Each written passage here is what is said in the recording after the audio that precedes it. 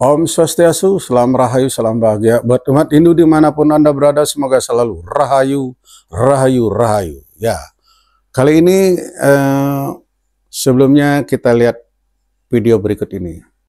Apa artinya Kalki Awatara? Kalki Awatara artinya itu utusan terakhir. Dan Kalki Awatara punya nama. Dalam kitab Hindu, nama Kalki Awatara adalah Narasangsa. Narasangsa artinya yang terpuji. Apa ciri-cirinya? Ciri-cirinya lahir di bulan Maghdab. Kalau di Hindu artinya itu bulan ketiga, Maghdab. Tidak disusui oleh ibu kandungnya. Berperang dengan 4 sahabatnya. Berbekal pedang dan panah. Tidak mengkunci rambutnya. Kenapa diciri-cirikan tidak mengkunci rambutnya? Karena resi, kalau di India itu, kalau kita kenal Nabi, Rasul, kalau di India, di Hindu itu kita kenal resi atau maharsi. Resi itu tidak, rambutnya selalu atau harus dikuncir. Dibiarkan panjang tapi dikuncir.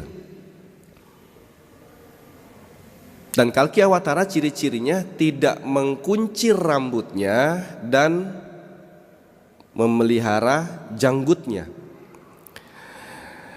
Mereka beribadah dengan cara dipanggil. Nah, ini udah sering juga sih saya reaksi, tetapi yaitu saya bilang satu kebohongan akan terus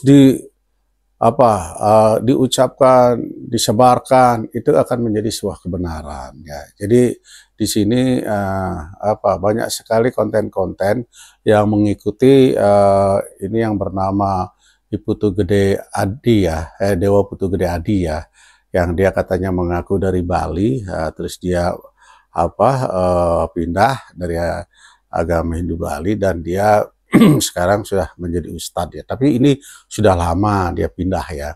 Ini mengenai Kalki Awatara ya, yang dia bilang katanya bahwa Kalki Awatara ini adalah ya sudah diramalkan di dalam Weda ya, di dalam Weda. Weda ini kan kitab suci agama Hindu ya. Jadi kitab suci agama Hindu itu yang disebut dengan Caturveda, yaitu ada Rigveda, Atharvaveda, Samaveda, dan Ayurveda, ya Ayurveda, ya. Jadi ada 4 dan satu lagi adalah Bhagavad Gita, ya. Jadi ada 5 ya. Nah, kalau saya baca, ya, dia sudah dikatakan bahwa di Weda secara eksplisit, ya, Kalki Awatara memang tidak disebutkan, ya, tidak ada menyebutkan Kalki Awatara ya. Nah, tetapi ya Kalki Awatara ini ada di dalam Purana-Purana ya. Purana ini kan ada 18 Purana ya. Jadi Purana ini adalah merupakan kisah mitologi, jadi legenda di masa lampau ya mengenai kehidupan para dewa-dewi, para raja-raja, para pangeran dan para resi ya. Jadi ya Purana ya terjadi pada masa lampau ya, di zaman Satya Yuga dan Treta Yuga ya. Selain Purana ada juga yang namanya itu Itihasa ya. Itihasa ini adalah sejarah, yaitu kejadian sebenarnya terjadi seperti kisah Ramayana dan kisah Mahabharata. Ini adalah Itihasa ya. Jadi ada 2 kesusastraan di dalam agama Hindu, yaitu Purana dan Itihasa. Purana ini adalah ya pada masa dulu itu kan banyak padepokan istilah zaman sekarang ya.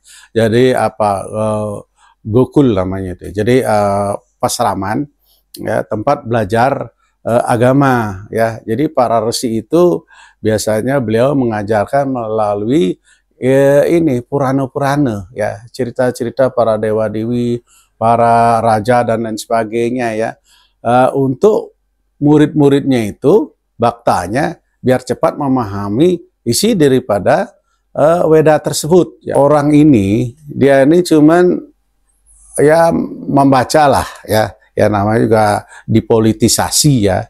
ya dipas-pasin ya. Akhirnya timbul ilmu cocok logi ya, dipas-pasin.